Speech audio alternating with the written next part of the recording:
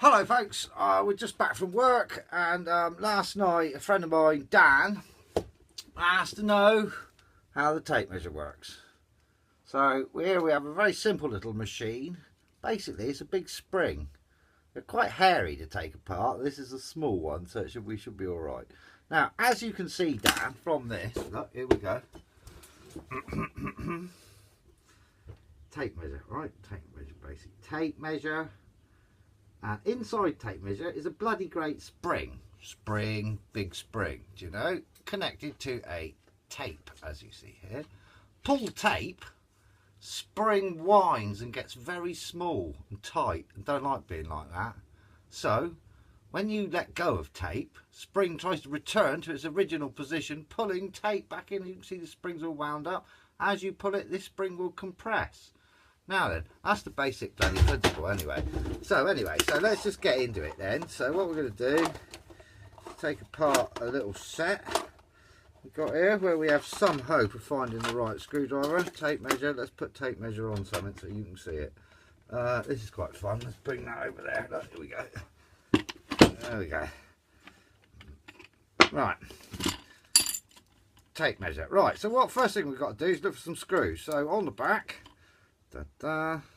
looks like 3 screws, doesn't it? So, and they are, to be very precise, they're Phillips head. They're not posi drive, so we've got to find a Phillips head just here. Phillips head, number whatever. Be precise, it'd be a number 1. Here we go. In there, and we're in. The middle one, I think we'll leave that there because the middle one may hold the mechanism inside. That it just, when you open these, they just go bang. Basically, you've had it. You know, I'll never manage to get one back together again. So here we go.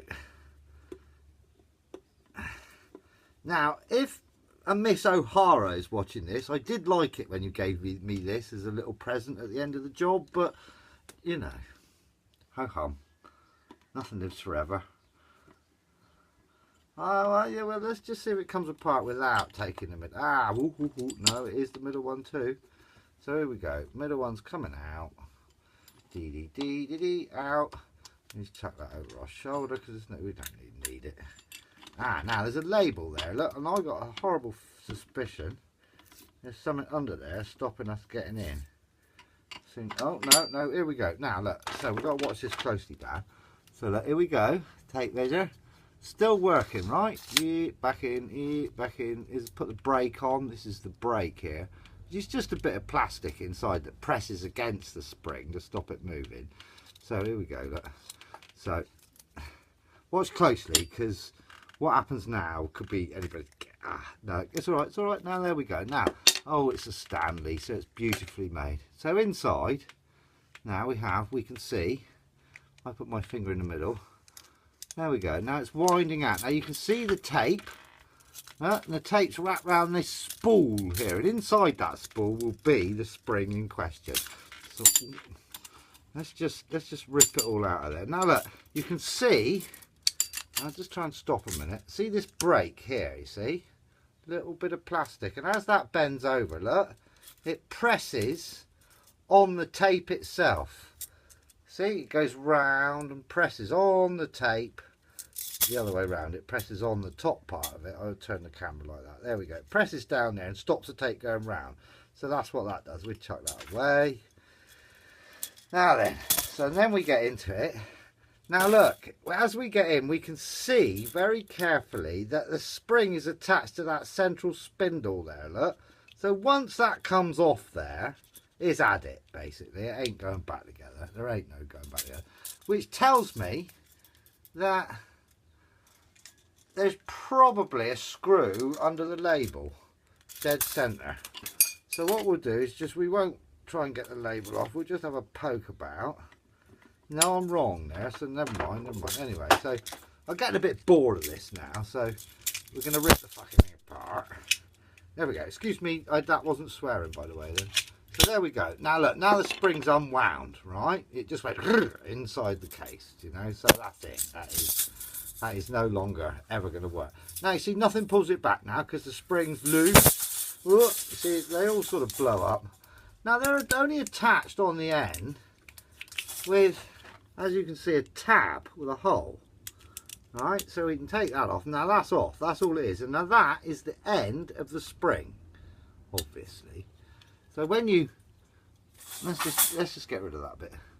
So when the spring's in that hole there, you see, and is wound up inside this, they never used to be like this. It used to be a loose spring. So when you opened the case, it went bang, and that was like, oh, you try for about, I don't know, half an hour, and this thing, I can't buy another one.